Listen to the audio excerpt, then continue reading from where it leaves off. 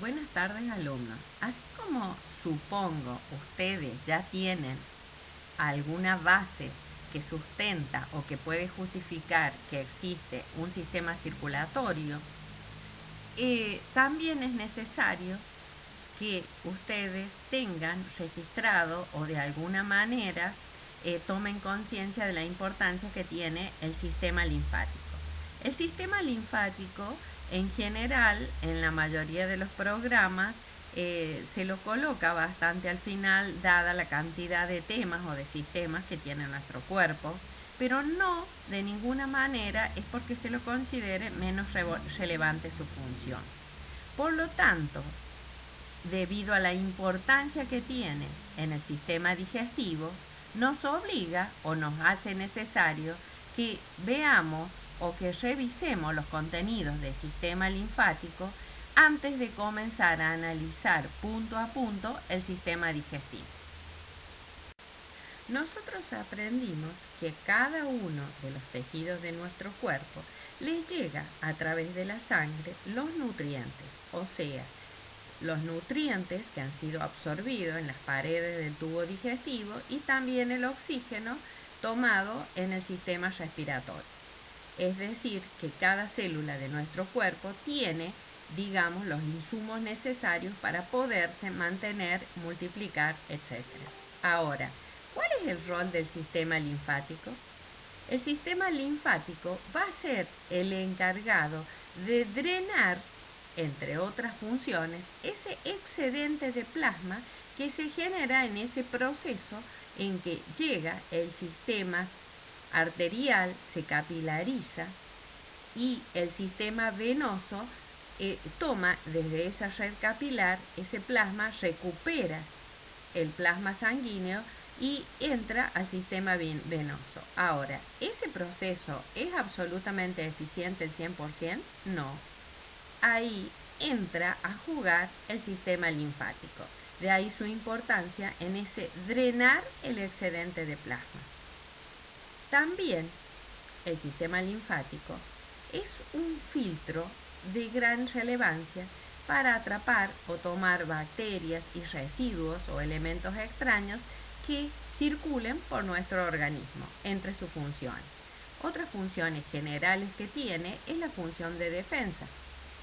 Por ejemplo, a nivel de los ganglios linfáticos que se encuentran intercalados en los vasos linfáticos, se van a encontrar esos ganglios que tienen la función de fagocitar componentes o elementos extraños que viajen a través de la linfa. También transporte de grasa, acá su relevancia en el sistema digestivo, y dentro de la absorción de grasas también la absorción de vitaminas liposolubles. Por último, también es necesario en ese intercambio capilar, o sea, en ese intercambio capilar y recuperación de algunos componentes que trajo el plasma, que por ejemplo, recuperación de proteínas. Al final de todo este tema, volveremos a retomar las funciones del sistema linfático. Esto lo hicimos a manera de que ustedes comiencen a tomar conocimiento de la relevancia de este sistema que en general no es muy conocido. Ahora, ¿cuáles son los componentes de ese sistema linfático? A través de ese sistema linfático, tal como ya dijimos, va a viajar la linfa. La linfa viaja por vasos, que van a ser los vasos linfáticos, y también están los órganos linfáticos. ¿Cuáles son los órganos linfáticos? Tenemos órganos linfáticos primarios, como la médula ósea roja y el timo, y también tenemos órganos linfáticos secundarios, como son el vaso, los ganglios linfáticos y los nódulos linfáticos. En cuanto a la linfa es un líquido casi incoloro, ligeramente alcalino, que va a circular por los vasos linfáticos, se vuelca en las venas y cuya función es la de servir de intermediario en los cambios nutritivos entre la sangre y los tejidos. La linfa es un líquido que no se coagula, por lo tanto, si hay una herida penetrante que rompe un vaso linfático importante, la única forma de solucionarlo es quirúrgicamente. De lo contrario, puede producir la muerte. En la linfa van a viajar sobre todo algunas proteínas y por otro lado su principal componente celular que viaja son los linfocitos.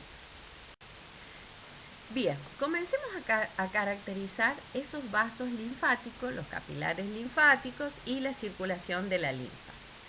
Si nosotros, tal como ya lo dijimos al comienzo, observamos el camino de la circulación arterial, tenemos que la sangre llega por arteriolas, las cuales se van a capilarizar, tal como lo indican las flechas, se van a capilarizar y después, posteriormente, esa red capilar va a dar lugar a una vénula y va a comenzar el sistema venoso. Ahora, entre esa arteriola y esa vénula va a estar también interceptado un capilar linfático. Ahora, ¿por qué capilares linfáticos? Los vasos linfáticos se encuentran, nosotros podemos ver cómo están en ese intermedio, tal como lo ven en la imagen de capilar linfático, en el tejido, tienen la característica de ser un vaso ciego o vaso cerrado en su extremo. Están formados los capilares linfáticos por células endoteliales, los cuales tienen elementos como filamentos de fijación en ese intersticio celular. Sería una de sus características. Por otro lado, también esos vasos linfáticos están prácticamente en todo el cuerpo, excepto en tejidos como el tejido epitelial, la córnea, el tejido cartilaginoso, entre otros. Por otro lado, esos vasos linfáticos que comienzan en ese capilares linfáticos que estamos describiendo, va a estar interrumpido su camino por ganglios linfáticos. En el vértice superior ustedes tienen esos capilares linfáticos ciegos, tal como lo muestra en la imagen en colores centrales, y que van a continuarse, van a presentar válvulas que se pueden ver claramente en la imagen y van a drenar en linfáticos colectores. De acuerdo al tamaño, van a ir aumentando de tamaño hasta formar dos conductos principales que se vuelcan en el sistema venoso antes de entrar al corazón. Entonces, con la imagen A corroboramos lo que nosotros habíamos dicho. Tenemos la arteriola que extrae sangre oxigenada, se filtran a través de las paredes de los capilares a ese intersticio. De ese 100% filtrado, no se recupera totalmente por el capilar venoso para desembocar en las vénulas, sino que aproximadamente un 90% es absorbido por el sistema venoso. Ese 10% restante va a ser tomado por el capilar linfático. Es decir, que si nosotros no tenemos capilares linfáticos que recuperen ese excedente de líquido que va quedando en el intersticio, se produciría edema, básicamente. Si nosotros miramos la figura B, ya dijimos que son vasos ciegos, tal como se ve en la imagen. Por otro lado, están formados los capilares por un epitelio simple plano. Ese epitelio simple plano, a su vez, las células tienen filamentos de anclaje entre las células del intersticio. Por otro lado, se puede ver claramente los poros que hay entre las células endoteliales que permitirían que penetren, entre otras cosas, las proteínas y el excedente de líquido para ser recaptado por el sistema linfático. En la imagen C es otra manera de ver cómo claramente el capilar sanguíneo que trae sangre, la cual el plasma sanguíneo que quedó en el intersticio pasa al fluido intersticial y es recuperado ese excedente transformándose en linfa que va a viajar por el capilar linfático. En la imagen D nosotros podemos ver cómo se ven las válvulas que presentan estos sistemas de capilares linfáticos. Las válvulas, sus paredes, se puede ver claramente que las paredes de estos vasos son paredes delgadas y la imagen de esta válvula linfática es de microscopía electrónica. Ahora, ¿todos los vasos linfáticos poseen válvulas? Sí, los vasos linfáticos tienen válvulas, a diferencia, por ejemplo, de las venas, que sabemos que no todas las venas tienen válvulas. En este caso, los vasos linfáticos tienen válvulas. ¿Por qué o cuál es la importancia de las válvulas en esos vasos linfáticos? Es importante cómo esas válvulas van cerrando y van favoreciendo el camino que va realizando la linfa. Por otro lado, las paredes de esos linfáticos tienen músculos, tienen células musculares, las cuales se van a ir contrayendo automáticamente y van a favorecer ese proceso circulatorio. Ahora nosotros tenemos una imagen que ustedes pueden ver claramente que es una imagen esquemática. Vamos a ver si se entiende. Esto es un esquema histológico de la pared de los vasos linfáticos. Esto sería una sección. Lo que nosotros, no importa cuál sea el tamaño de ese vaso linfático, nosotros sabemos que va a estar revestida por un endotelio, por un epitelio simple plano. Y en este caso es la túnica íntima, es un endotelio. Ahora, después de ese epitelio simple plana, nosotros sabemos que tenemos una membrana basal. Ahora, en el caso de los capilares linfáticos, tal como ustedes pueden ver con el número 2, se ven esas proyecciones que salen hacia afuera, que lo que van a caracterizarse que son esos filamentos de anclaje que tienen los capilares linfáticos. No tienen los otros tipos de capilares. Ahora veamos, si nosotros vamos en el sentido de las agujas del reloj, vamos a ver que están representados esquemáticamente vasos que tienen las paredes un poco de mayor espesor. Así tenemos los PK, que serían los vasos precolectores, y los KO, que serían los vasos colectores. ¿Qué nos está indicando esto? Por supuesto que cuando mayor es la luz, mayor va a ser el espesor de la pared. Ahora, en un vaso colector, que serían los vasos principales, como son el conducto torácico y el conducto linfático derecho, que ya vamos a ver, tienen, una vez que pasamos desde la túnica íntima, vamos a encontrar que tienen túnicas musculares. Van a tener una capa muscular longitudinal y una capa muscular circular. Están marcadas con los números 5 y 6, o sea, capa muscular longitudinal y capa muscular circular. ¿Qué otra cosa encontramos posteriormente a esas capas musculares? Vamos a encontrar una adventicia.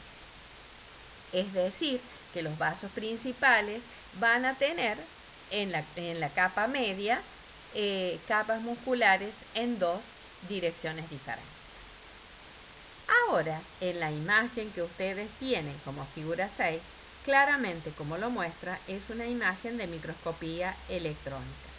Y en este caso, no se ve el epitelio simple plano de este capilar, sino que lo que se ha tratado de reflejar en esta fotografía de microscopía electrónica es toda la red de fibras que están por debajo de ese endotelio. Es decir, toda la red de fibras que van a formar, que están posteriores a la membrana basal y que serían el tejido subendotelial. Bien, espero que esta imagen les permita entender que si bien las paredes son delgadas, tienen cierta firmeza. En esta imagen nosotros podemos ver esa conexión de ese sistema circulatorio con el sistema linfático. Como se puede ver claramente, es un sistema anexo, no podemos decir que es accesorio, pero sí es un sistema anexo al sistema circulatorio. Nosotros cuando vimos sistema circulatorio decimos que es un sistema cerrado con un sistema de vasos, el cual tiene una bomba aspirante e impelente que es el corazón. Ahora, el sistema linfático es un sistema de vasos que está interceptado por ganglios linfáticos. Ya hemos visto que también tiene otros órganos primarios y órganos secundarios. Pero ahora veamos que ese sistema linfático, cuyos elementos más importantes son el conducto torácico y el conducto linfático derecho, van a desembocar en la vena cava previamente antes de entrar a la aurícula derecha. Vamos a ver claramente cuáles son los componentes en imágenes posteriores. Por ahora, que les quede claro que los vasos principales de ese sistema linfático van a desembocar en la vena previamente, en la vena cava previamente o antes de introducirse en la aurícula derecha. En la imagen que nosotros estamos viendo podemos ver esa red de linfáticos a lo largo de todo el cuerpo, donde está representado incluso los ganglios linfáticos que interceptan entre los vasos, donde hay zonas que vamos a encontrar con mayor cantidad de linfáticos formando plexos, como es en la zona inguinal, en la zona central del abdomen, en la zona axilar, en la zona del cuello. Por otro lado, también están marcados los órganos linfáticos primarios y secundarios. ¿Cuáles eran los primarios? La médula ósea roja, o sea, la médula ósea activa, y el timo. Por otro lado, tienen una pequeña imagen donde está marcado todo un cuerpo en dos colores. Uno en un color naranja, un naranja muy suave, que esto está representando el área que está drenada por el conducto linfático derecho. Todo lo que está de verde estaría drenado por el conducto torácico. O sea, el conducto torácico que está formado por el conducto linfático izquierdo, o sea que drena toda la zona izquierda, además de la zona inferior del cuerpo, mientras que en el caso del derecho solo drena la zona torácica derecha y la cabeza. Esa es una particularidad. Otro detalle aprendido. Tenemos dos conductos principales que van a drenar a nivel del corazón. ¿Cuáles eran? El conducto torácico y el conducto linfático derecho. Bien, en estas imágenes nosotros podemos ver con un poco más de detalle cómo desembocan a nivel de la vena cava superior el conducto linfático derecho y el conducto torácico. Ambos conductos van a drenar, como ya sabemos, la mitad derecha, en este caso que es solo cabeza y tórax, nada más del lado derecho, y el conducto torácico que va a drenar la linfa desde la mitad del tórax y toda la parte inferior del cuerpo. Pueden ver claramente cómo desembocan ese conducto linfático derecho y ese conducto torácico en la vena previamente desembocar a nivel del corazón. Algunos detalles que podemos tener en cuenta: que el conducto torácico es el principal conducto por el cual la linfa retorna a la sangre, y este conducto torácico nace en la cisterna del gilo, o sea, en la parte media del abdomen, mientras que el conducto linfático derecho recibe la linfa de los troncos yugulares derecho, del subclavio derecho y del bronco mediastínico derecho. Los órganos linfáticos, desde un punto de vista morfológico, o sea estructural, están formados por tejido linfático reticular y células linfáticas. Aunque histológicamente deberíamos decir que está formado por tejido conectivo reticular, o sea, que es un tejido muy frágil, muy lábil, y las células linfáticas principalmente. Esto se organiza en un tejido linfático difuso, o sea que no tiene límites bien definidos, en cordones linfáticos, ya con una organización, con una verdadera organización, y en nódulos o folículos linfáticos. Esos nódulos, folículos linfáticos o cordones van a estar integrados en los órganos linfáticos asociados a mucosa y órganos linfáticos encapsulados. Dentro de los encapsulados estaría el timo, el vaso, los ganglios linfáticos, y de los órganos linfáticos asociados a mucosa podemos citar entre ellos las placas de Peyer, las amígdalas, que son muy importantes a nivel de la mucosa del aparato digestivo. Bien, cuando dijimos los órganos linfoides primarios, mencionamos a la médula ósea roja y al timo. ¿Dónde hay médula ósea roja en un adulto?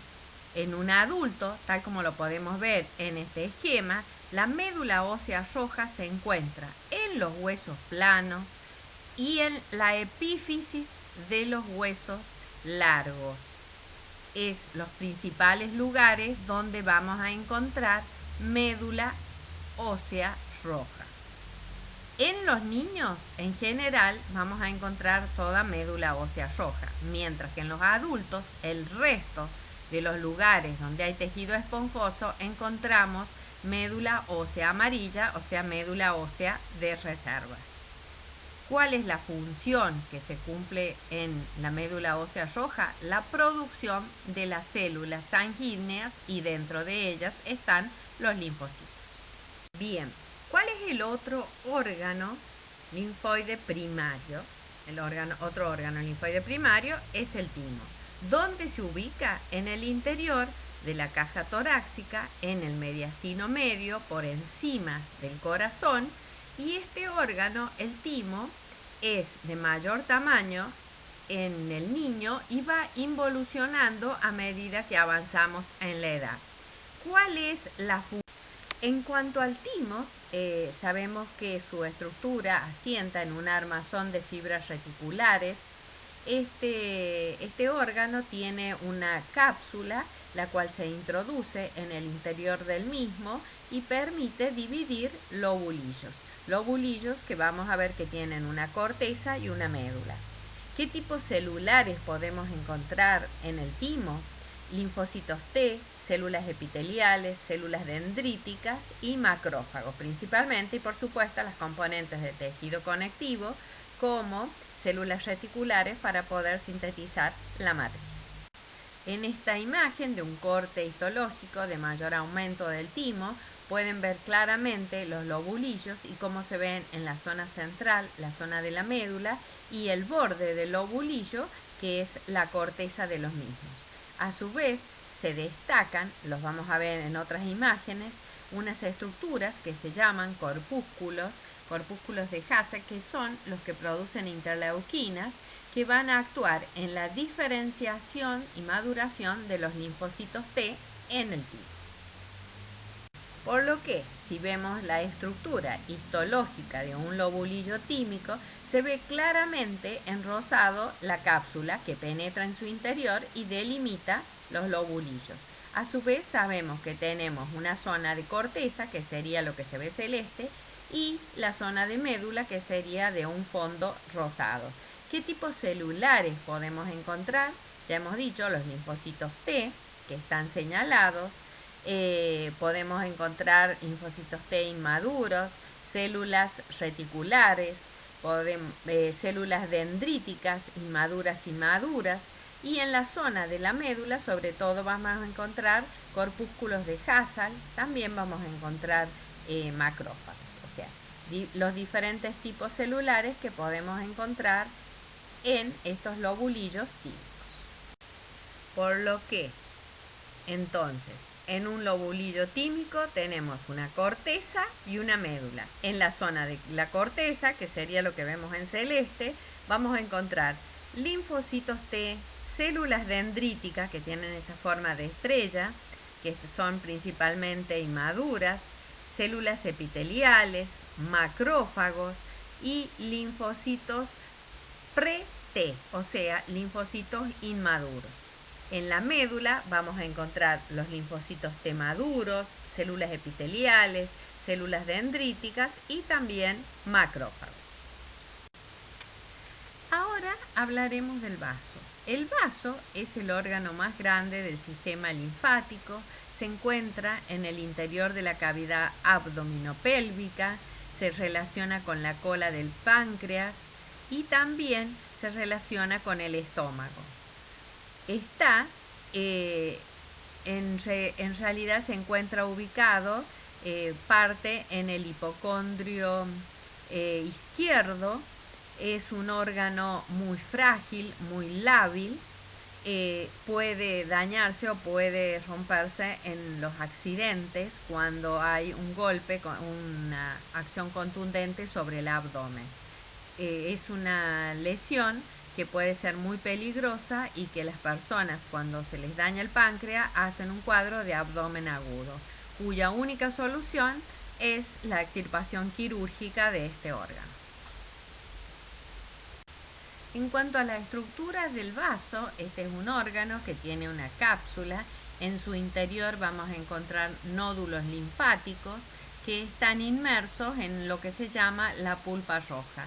En el interior de esos nódulos linfáticos vamos a encontrar pulpa blanca. A su vez, la armazón de estos órganos, como todos los órganos del sistema linfático, está formado por una armazón de tejido conectivo reticular, lo que lo hace más largo. Entonces, en la estructura interna vamos a encontrar unas estructuras que son los nódulos linfáticos, tal como se ven en las imágenes histológicas.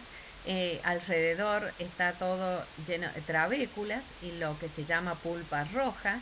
Está revestido por una cápsula.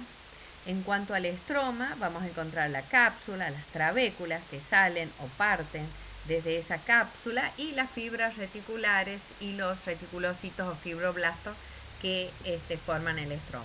Por otro lado, en cuanto al parénquima, dijimos que tenemos pulpa blanca y pulpa roja. En la pulpa blanca, o sea, en el interior de esos nódulos, vamos a encontrar principalmente linfocitos y macrófagos. Y en la pulpa roja, donde hay sinusoides venosos, principalmente, y vamos a encontrar glóbulos rojos, macrófagos, linfocitos, células plasmáticas, granulocitos. Es necesario recordar que en el vaso es donde se produce la hemocateresis, o sea, la destrucción de los glóbulos rojos una vez que pasaron los 120 días que dura un glóbulo rojo.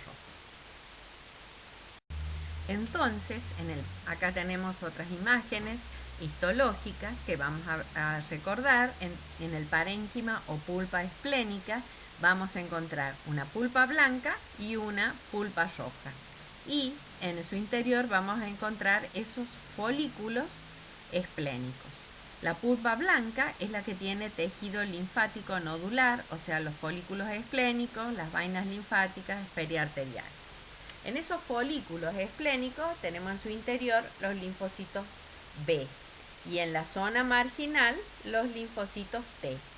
Alrededor de esa pulpa blanca encontramos la pulpa roja, como se puede ver en las imágenes laterales.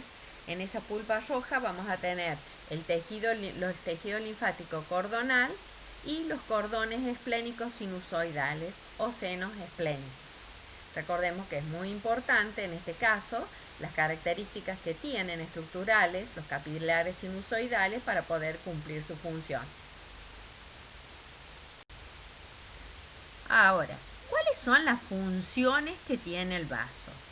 El vaso tiene funciones de defensa, elimina gérmenes de la sangre, los destruye por fagocitosis, contiene principalmente macrófagos entre sus tipos celulares. A su vez, produce o termina la maduración de monocitos, de linfocitos, que terminan de desarrollarse en el vaso. La destrucción de hematíes y plaquetas lo hacen sobre todo por fagocitosis y de esa forma la hemoglobina es degradada y se recuperan componentes que van hacia el hígado. Se recupera, por ejemplo, el hierro, la globina. Depósito de sangre. Gran cantidad de sangre se almacena a nivel del vaso. Seguimos en las próximas imágenes viendo o revisando cuáles son las otras funciones.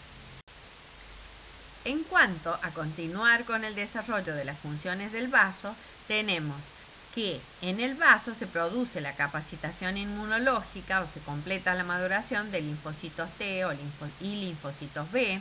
También se produce en el desarrollo fetal. El vaso es un órgano hematopoyético. Por lo tanto, podemos decir o podemos sintetizar que las funciones del vaso son filtrar la sangre, maduración de células linfoides, eliminación o inactivación de antígenos, los antígenos que hayan sido transportados por la sangre, destrucción de eritrocitos envejecidos y hematopoiesis en la vida fetal. Bien, si nosotros analizamos este esquema de las características o la descripción morfológica de un ganglio linfático, vamos a ver que un ganglio tiene una cápsula, una corteza y una médula. La cápsula está formada por tejido conectivo denso y regular. Este emite proyecciones en forma de trabéculas al interior del ganglio y va a formar una trama reticular en el interior que llega hacia la médula, o sea, formando el estroma del órgano. ¿Cuál es principalmente el tejido? Tal como lo dijimos, la cápsula es de tejido conectivo denso y regular, pero después en su interior podemos encontrar en la médula tejido conectivo laxo. Ahora, la corteza, veamos corteza y médula. Eso sería el parénquima del órgano.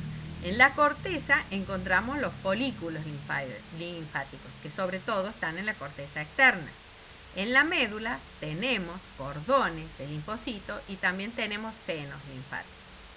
Los senos linfáticos están vinculados sobre todo con donde hay linfa y linfocitos, y los cordones están formados por tejido linfático denso.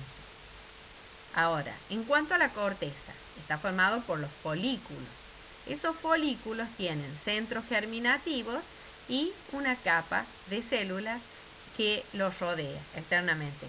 ¿Por qué tipos de células principalmente están formadas? Por linfocitos, linfocitos B y una cantidad de linfocitos T, los cuales pueden estar inmaduros, y los linfocitos B, cuando están maduros, se llaman células plasmáticas. Es decir, que todos estos tipos celulares y todas estas estructuras van a formar el parénquima de los ganglios linfáticos. Bien, ahora hablemos de los ganglios linfáticos. En cuanto a los ganglios linfáticos, ya habíamos dicho que estaban interpuestos en esa red de vasos linfáticos donde había lugares que tienen mayor concentración de estos ganglios, formando plexos, como es en la zona del cuello, en la zona de las axilas, en la zona central del abdomen, en la zona inguinal. Son zonas donde vamos a encontrar gran cantidad de ganglios linfáticos. Estas estructuras son pequeñas y vamos a encontrar al hacer un corte transversal de ellos que tienen una corteza y una médula. Vamos a pasar en imágenes posteriores a analizar cuáles son los vasos que entran, cuáles son los vasos que salen, y para poder entender un poco más acerca de la función que cumple. Bien, si hacemos un corte en un ganglio linfático y observamos un esquema, vamos a ver que tienen una cubierta, que es una cápsula firme. Debajo de ellos se encuentra un seno subcapsular y están organizados los folículos linfoides. A su vez, por esa cápsula penetran linfáticos aferentes. Por la curvatura generalmente de los ganglios penetran los linfáticos aferentes. Por el hilio de los ganglios van a salir el linfático eferente. La circulación va a tener un solo sentido. Es muy claro, a su vez, como también por la zona del ilio van a entrar la arteria que irriga y que penetra hacia los folículos linfoides, que se va a capilarizar y de la cual va a salir una vena que va a estar, o sea, van a estar ramificados y que se van a capilarizar en cada uno de los folículos linfoides. Bien, en esta imagen, en la primera, podemos ver un ganglio linfático que está en color verde. Se puede ver en cómo penetran por la cápsula los capilares linfáticos aferentes, o sea que llegan a ese ganglio. Por la zona inferior de ese ganglio, o sea por la parte de abajo, estaría el ilio del ganglio y por él saldría el vaso linfático eferente. También por la zona del ilio entrarían la arteria, que se ramifican y van a ir a cada uno de los folículos linfoides. Por otro lado, estamos viendo en la imagen que tenemos con tejido formulado, diseccionado, se puede ver lo pequeños que en realidad son los ganglios y cómo se ve como que llegan y también se pueden ver los vasos que salen de ese ganglio linfático. O sea, serían los vasos linfáticos aferentes y eferentes. Para poder comparar, se puede ver la imagen de una vena y por el otro lado se ve el tejido muscular. Es importante para uno tener una idea de cuál es el aspecto que presentan los ganglios linfáticos y en realidad el tamaño real que tienen. En las imágenes inferiores tenemos una imagen de microscopía electrónica de un capilar linfático y posteriormente se ve claramente la válvula linfática. O sea que recordemos que van a controlar o van a favorecer el desplazamiento de la linfa en el interior de los mismos y van a evitar el retroceso, estas válvulas linfáticas.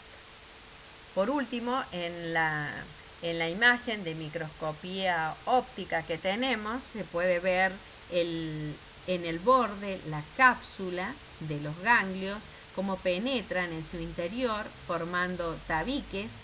Se ve los sinusoides subcapsulares, o sea que están por debajo de la cápsula, y los sinusoides trabeculares, o sea que están entre los folículos.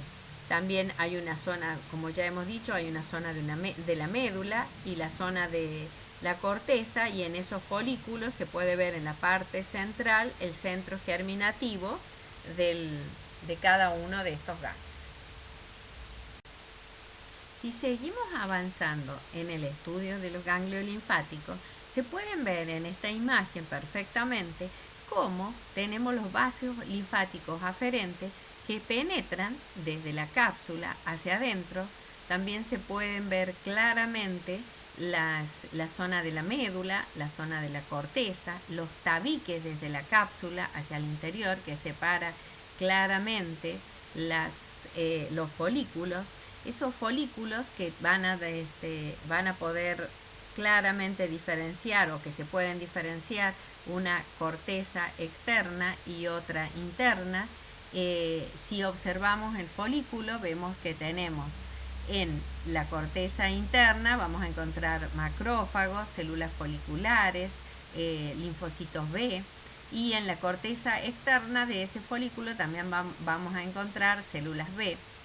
En el caso de yéndonos desde esos folículos en dirección a la médula, vamos a encontrar células T, también células dendríticas.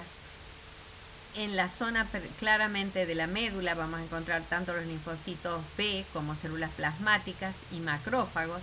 Es decir, que las poblaciones de células que vamos a encontrar, de acuerdo a la región, vamos a encontrar mayor o menor acumulación o grado de madurez distinto de los tipos celulares, pero vamos a encontrar los linfocitos B, los linfocitos T, los macrófagos y las células dendríticas son principalmente los tipos celulares que vamos a encontrar.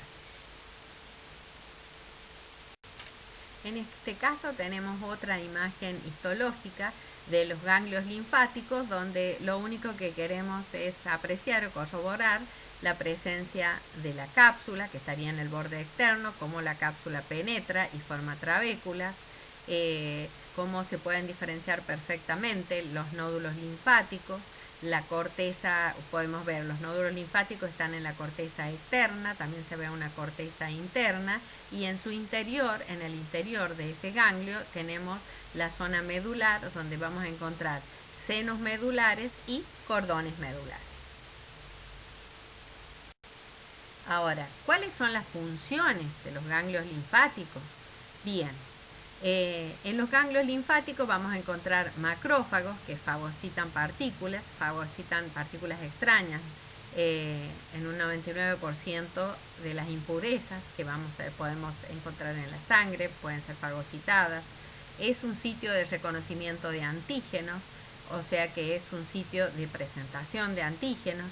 Es un lugar de maduración de algún tipo de linfocitos y también de monocitos. Por lo tanto, son lugares muy importantes en la presentación de antígenos y para eliminar sustancias o elementos extraños. Ahora vamos a analizar amígdalas y tejido linfoide difuso. Estos son muy importantes en la inmunidad de mucosas, ya que en primer término, tanto en la mucosa respiratoria como en la mucosa digestiva, los gérmenes que pueden entrar por ejemplo, por la cavidad bucal, van a ponerse en primer lugar en contacto con las amígdalas o el tejido linfoide difuso. Por lo tanto, es la primera línea de defensa que tiene nuestro organismo. Para recordar, nosotros tenemos esos órganos linfoides que eran órganos linfoides primarios y secundarios. Dentro de los primarios estaba la médula ósea y timo, que vimos en primer lugar, y dentro de los secundarios tenemos los que tienen una verdadera organización como órgano, que tenemos el vaso, los ganglios linfáticos, y después tenemos los adenoides, las amígdalas, las placas de Peyer, que no están organizados necesariamente como órganos. En cuanto a los nódulos linfáticos, son masas de tejido linfático ovoide que no están encapsulados, están distribuidos entre los órganos del tracto digestivo, respiratorio, reproductor. Son nódulos linfáticos que están asociados a las mucosas. Es lo que se llama hoy inmunológicamente como el MALT. Ahora, las amígdalas, tenemos amígdalas faríngeas o adenoides, también llamadas, amígdalas palatinas, amígdalas linguales. ¿Qué otros tipos de nódulos linfáticos conocemos? Las placas de Peyer. En su mayor parte, estos folículos linfoides se ubican en el ilion, o sea, en la última parte del intestino delgado, y están formados principalmente por linfocitos B, que son los que van a sintetizar la inmunoglobulina A, o sea, IgA. Otro lugar que presenta nódulos linfáticos es el apéndice cecal o apéndice vermicular. Bien, en este caso tenemos un esquema, una representación esquemática de los diferentes tipos celulares integrados que pueden estar en un nódulo o folículo linfático secundario. ¿Qué vamos a encontrar? Hemos dicho que vamos a encontrar los linfocitos B inmaduros, que pueden transformarse una vez presentado el antígeno en los linfocitos B maduros, que serían las células plasmáticas o plasmocitos, que tienen el núcleo con su organización que se dice en forma de rueda de carro, y ellas ya están listas para la elaboración de inmunoglobulina. Otros tipos celulares que también encontramos son los macrófagos, las células dendríticas, que las células dendríticas también pueden ser células presentadoras de antígenos. Y también vamos a encontrar, además de linfocitos B, linfocitos T. En la imagen de la boca, nosotros si ubicamos en la parte posterior de la boca, vemos en la parte central la úvula. A ambos lados de la campanilla o úvula vamos a encontrar, entre los pilares del velo del paladar, vamos a encontrar las amígdalas. Esas amígdalas ya sabemos que son órganos de defensa secundarios de nuestro sistema linfático. Y por último, en la parte inferior tenemos una imagen histológica de microscopía óptica de una placa de Peyer, una gran placa de Peyer, donde sabemos que están acumulados los linfocitos, están organizados principalmente y son muy abundantes los linfocitos. Hay linfocitos B y también puede haber linfocitos T. Bien, acá dice tónsilas. Tónsilas son las amígdalas. Las amígdalas también tienen esa otra denominación. El parénquima de las amígdalas que vamos a encontrar nódulos linfáticos y tejido linfático difuso. El estroma de ese órgano tienen una semicápsula o una cápsula ligera de tejido conectivo y un revestimiento epitelial. ¿Cuáles son las amígdalas que podemos encontrar? Tal como le dijimos, hay amígdalas palatinas, faríngeas, linguales, paraepiglóticas, tubáricas, cecales. Hay numerosas amígdalas. En estas imágenes de microscopía óptica, podemos ver en la primera, que es una fotomicrografía de una amígdala palatina, donde se puede ver claramente, señalado con la flecha amarilla, una clara cripta que tiene esta amígdala, que tienen las amígdalas. Se pueden visualizar también en el borde de esa amígdala los lobulillos glandulares. Lobulillos glandulares que están señalados con flechas negras. Y por otro lado se pueden ver en el borde de esa cripta esos nódulos linfáticos tan abundantes y frecuentes que son los elementos de defensa o donde están las células de defensa, en este caso de la amígdala palatina. En la imagen que tenemos, que sería la que dice figura linfática número 23, estamos mostrando una cripta de una amígdala, en este caso cuando ha tenido una infección de la amígdala, y en el interior, en este caso, está el tejido claramente infiltrado, es decir, que entre los tipos celulares que vamos a encontrar en su interior seguramente hay gran cantidad de neutrófilos, los cuales muchos de ellos con fotos a mayor aumento se ve que son neutrófilos ya muertos, o sea que van a ser detritus, que se van a transformar en pus y van a ser, en general, son recaptados por los macrófagos para poder ser eliminados. Por otro lado, se ve ese epitelio estratificado plano que está claramente invadido por las células, en este caso por las células linfáticas. De la misma forma, también está invadido por las infiltraciones celulares ese tejido de la lámina propia o corion que tiene la estructura linfática.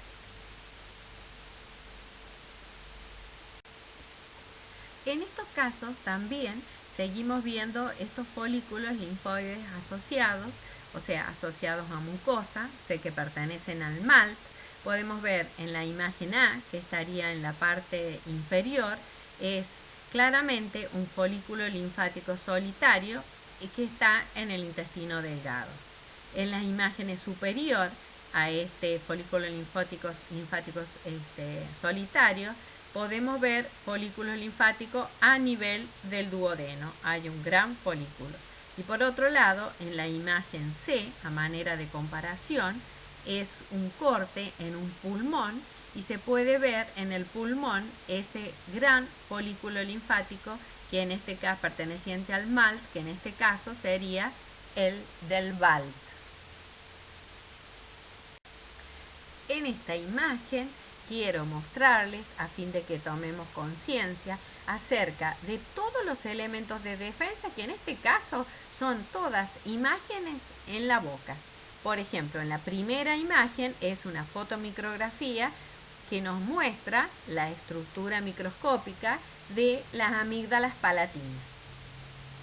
En la imagen que está al lado de ella es una fotomicrografía con mayor aumento, donde se ven claramente con otro corte las amígdalas palatinas y claramente se ve la gran frecuencia o la gran cantidad de folículos linfáticos que tenemos. En las imágenes inferiores, la primera nos está mostrando en un dibujo de tipo tridimensional los folículos linfoides que hay debajo de las estructuras foliculares que sabemos que tienen forma variada. Acá estamos a la altura de la B lingual porque podemos ver las papilas caliciformes. Por debajo de esas estructuras de las papilas caliciformes tenemos grandes folículos linfoides. Y por último, en la última imagen, se puede ver a través de este corte transversal de una amígdala, una amígdala donde nos está mostrando la gran cantidad de criptas que tiene. Esto dificulta el acceso a los fármacos y por otro lado también es en el caso de que haya infecciones y también pueden los gérmenes acumularse entre las criptas que tienen o que pueden presentar las amígdalas. Bien, para ir cerrando, puse esta imagen para tomar una reflexión. Entre las funciones de ese sistema linfático, dijimos al comienzo que es la función de drenar y absorber agua, proteínas, también células. Pero pensemos en agua y proteínas. Dijimos que al intersticio desde el sistema arterial se vuelca la sangre, llega la sangre. Se recupera por el sistema nervioso prácticamente toda, pero queda un 10% que no puede ser recuperado por el sistema venoso. ¿Quién es el sistema que tiene que actuar? Es el sistema linfático. De lo contrario, aumenta la cantidad de líquido que no puede ser drenado y que queda en el tejido intersticial. Veamos cuál es el problema. Bien, esta imagen lo suficientemente contundente nos muestra el edema grave que se puede producir cuando hay problemas en el sistema linfático. Este sistema linfático que cuando ya no drena o lo hace ineficazmente es uno de los problemas que acompañan a la obesidad extrema. El sistema linfático comienza a producir un tipo de enfermedad que son de muy difícil manejo.